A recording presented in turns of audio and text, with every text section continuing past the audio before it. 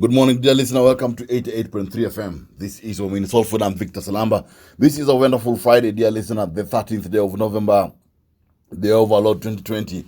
And as always, this year has gone really, really fast. But we're grateful to God for all things.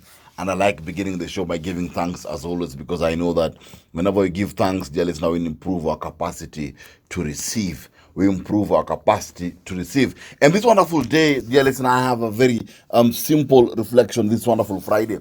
And today I'm just sharing with you what I call simple choices to make it work. Simple choices to make it work. Now, this, dear listener, comes to those who are in any kind of relationship, if it is between a parent and a child, between a husband and a wife, just how can we navigate? So it's simple choices to make it work. Because, every relationship that you're in, you have the power and the capacity to decide how it works. And there are simple choices or attitudes that you can use, but can be very, very fruitful to make this work. Because there are particular things, if I choose to do as a parent towards my child, then it can actually help our relationship work. There are simple things I can do as a husband or you can do as a wife that can help the relationship work. So they are very simple things, dear listener, and I hope that wherever you are tuned into, you will be able just to, just to walk with me as I go through them. So what are these simple things I'm talking about? Simple things to make it work. The first thing is this. The first simple thing that you can do is this: is to put both hands on the relationship. Put both hands on the relationship. Owning a relationship means this, dear listener. It means that you accept responsibility for creating your own experience. You accept responsibility for creating your own experience. When I've got both hands on my relationship, then I have made a decision that I'm owning it, I'm completely committed to it, and I'm going to do whatever it takes to make it work. My experience is actually in my hands. You're the architect of the thoughts you have. You choose the attitudes you bring into the relationship. And that's very important, because at times people actually bring the wrong attitudes. And this happens more often than not. You find that someone brought the wrong attitude into the relationship, and the outcome that they get thereafter, they begin to be surprised. You can't be surprised. If you came with a bad attitude, you can't be surprised. If you came with an attitude that involves giving up, you can't be surprised. Because, dear listener, remember, when you put both hands on the relationship, you are the architect of your thought patterns in the relationship. You choose the attitudes that you want to bring into the relationship. And, dear listener, you choose the emotions and the feelings that will control your thoughts in the relationship. And this is important, because it also means this, that as an individual, I choose how I act, I choose how I react to what the person I'm in the relationship with does. I choose to act, I choose how to act and how to react. Because when I put both hands on my relationship, it means this: I am 100% accountable. I'm 100% accountable. Does this mean the other person will do different things? No, I'll talk about that in a few minutes. But the reality is this: there are people who enter into relationships, dear listener, with one hand on it. Ameshikilia one hand, the other hand is touching something else. The other hand is doing other things. They're in it halfway. You are a parent, you are there halfway. One hand is in the parenting, the other hand is outside there. You're in a relationship with someone, you're married, one hand is in, the other hand is out. When you do that, dear listener, you deny your chance. You deny yourself the chance of creating your own experience, and a good experience at that. Because if I have one hand, then it means my attitude is for a shopper's mentality, whereby I've not finished shopping yet. Sijaingia kabisa. And I've said this before. I've seen people marrying people who have never decided to settle down. Why? They had not put both hands in the relationship. Number two, and this is important, eliminate the what if thought pattern. Eliminate the what if thought pattern. What do I mean by this? The what if thought pattern is dominated by thoughts that actually sabotage you. Because every time you're in fear, thinking, what if I get betrayed? What if I get hurt? What if my newfound optimism in this relationship, gets betrayed or or what if my partner manipulates me? The reality is this: in any relationship, there is no guarantee. Children at times turn against their own parents. That's a fact. At times, the person you give everything to will break your heart. That is a fact as well. But the problem is this: if I can't choose to say I'll eliminate the what if possibility and I'll do what I must to make it work, I'll choose to be vulnerable. I'll choose to show up. I will choose to question when I have to question. Because I know one thing, that if I choose to show up, then my partner has a chance also to experience something different than what they thought. The problem in relationships you have nowadays, whatever they are, is the what if. You tell a man, do this for your wife, 1, 2, 3, 4, 5. Victor, what if she says no? You tell a lady, do this for your husband. When he comes home, do 1, 2, 3. What if asikuje? Ama what if anitukane? If you live in a what if mindset in a relationship, dear listener, you will never get anything done. And remember, any relationship, for it to thrive, it requires vulnerability. And you can't be vulnerable if you have got what if she betrays me. What if? Unaambia mtu haya, fanya hivi. From now henceforth, for the sake of your marriage, bring the money to the table, put the money on the table, tell your spouse how much you make, tell them what you have, what you've invested. What if anyue? What if akijua kenye nayo, and we're always worrying. There's so many what ifs in relationships, yet already you're committed. Dear listener, you're in. And there's no way out. You're already in. And that is a reality that we have to live with every other time. That whenever I'm in a relationship, I should know that I am in it. And because I came into it, then I have to eliminate the what if. That's a choice that I can make. Number 3, accept the person you chose because you chose them. Accept the person you chose because you chose them. Acceptance, dear listener, is a core requirement for nourishing any relationship. Acceptance is a core requirement for nourishing any relationship. As a man, you want to feel accepted by the woman in your life. As a child, you want to be accepted by your parents. Every relationship on this planet requires acceptance. But I'm talking about those who are in a commitment. That I have to accept the person because I chose them. There are decisions I made that made me end up with you. And that is a fact. There are decisions I made that made me end up with you. When you accept your partner, you're saying this: but I don't like everything about you. I don't like everything that you do. But it is okay. We are going to get along somehow. I'm going to find a way. Because I have to ensure that in the environment I share with you, we both feel safe. And you'll only feel safe with me if I accept you the way that you are.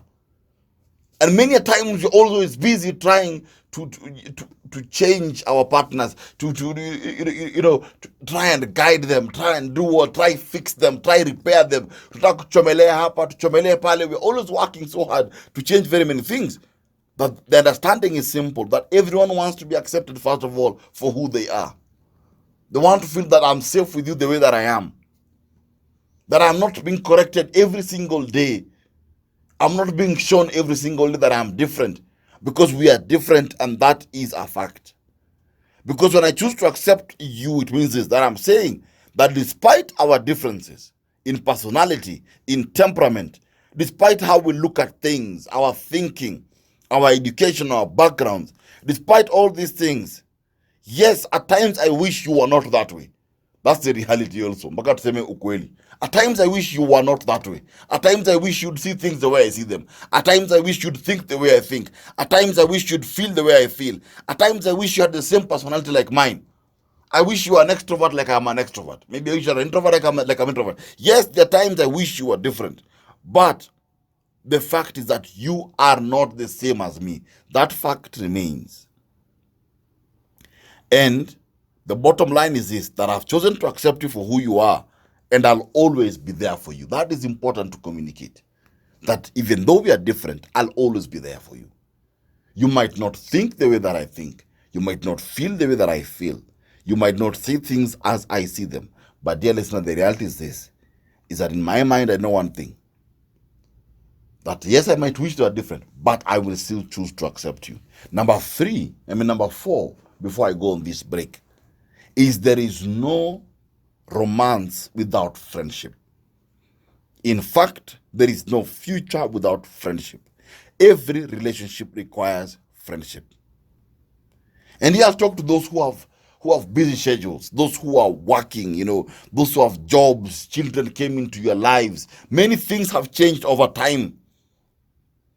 And I think I also said this once when I was talking to fathers and told fathers that how to be a father. I said one thing is playing with your children. And I said, why is playing important? Because playing creates an atmosphere of friendship. Many relationships lose friendship. And that's why our friends are different, our spouses are different. That's the funniest thing. Actually, the families that function, even families where siblings are close, are the families where the siblings are friends. That's the interesting thing. A family where siblings are friends has a higher chance of having a family meeting.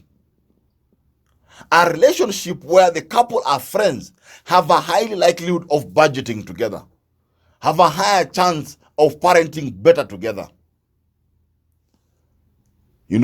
Friendship is very key, but the problem is that friendship disappears. And that's why our friends are our friends. And our partners are our partners.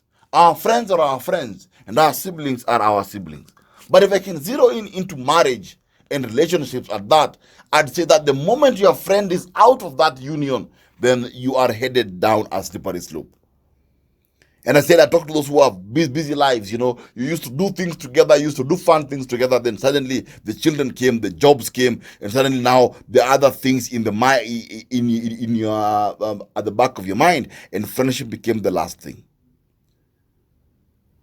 It's important, dear listener, to find a way, because when life happens, we stop spending time together. We stop calling each other during the day at work. Small things disappear.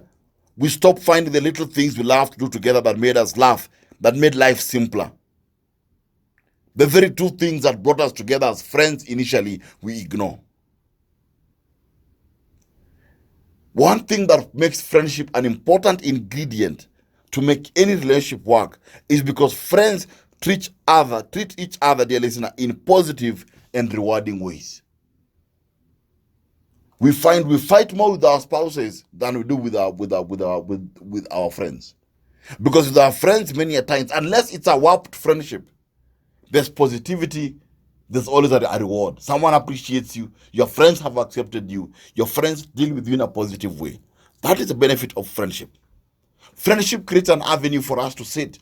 Friendship becomes the reason why we stay. I've always said this, that the reason that brought a couple together is not the reason that makes them stay together, then they lost the marriage a long time ago. I'll repeat that. If the reason that brought you together is not the reason that is keeping you together, if the reason to stay together moves or shifts, then you're already losing the plot of your marriage. And that's an important point to note, dear listener. When I come back from this break, I'll be able to share with you the remaining 2 points. Stay tuned. As we continue the morning reflection, dear listener, I'm talking about simple things to make it work. Just simple things to make it work. And it's about any other relationship that you're in. This reflection will be available on my Facebook page, Victor Salamba, during the course of this day. And dear listener, as we continue with number 5, which is this, that don't be your partner's self-esteem killer. Don't be your partner's self-esteem killer. That is a simple choice to make. Because treat your partner in a way that protects or enhances their self-esteem. Even your children, dear listener. Because some people have developed a unique skill of being self-esteem killers. And the moment you become a self-esteem killer, people begin to avoid you. People begin not to want to be where you are. People begin, dear listener, to move away from you because you are a self-esteem killer.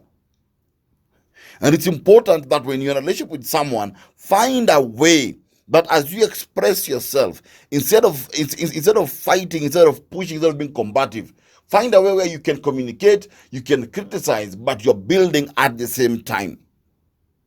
This will help people have a different experience with you at any time, if it's a conflict or if at all you're criticizing them.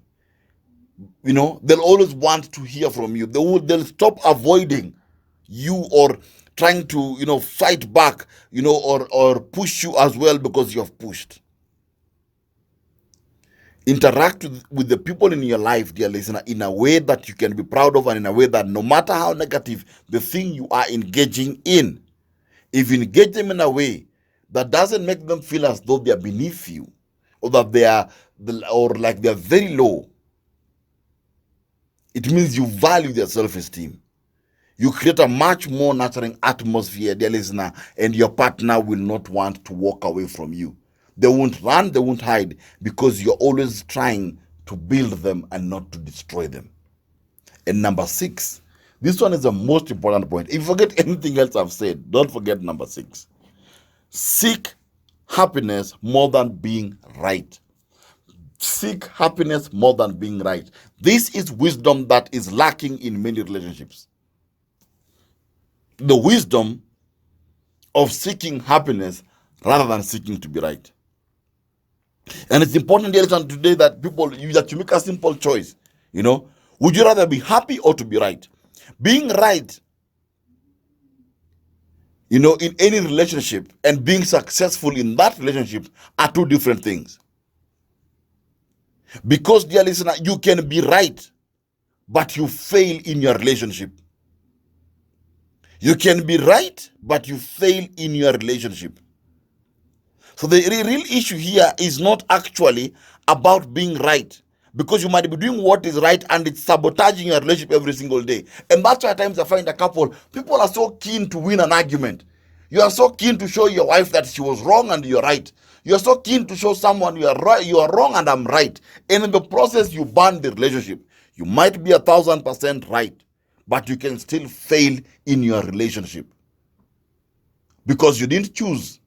I'm not saying ignore if your partner does something wrong. I'm not saying ignore when your partner does something wrong. No. What I'm saying is don't be too loyal at times to pursue being right. Is it right for me to be angry? There are times it might be right for me to be angry. It might be right for me to complain, but I might not be winning at that particular point. The point I'm making, dear listener, is this: is that your goal your goal should be to make yourself, first of all, happy, to ensure the environment of the relationship is a happy environment by doing what works. So the question is, what works? This is I'm addressing those who might think I'm saying ignore what's happening. No, what works? Does being angry or being right work at this point? But they are showing my partner that they're wrong work at this point. Or what works at this point? Because whatever works, dear listener, is what will bring the happiness into the relationship.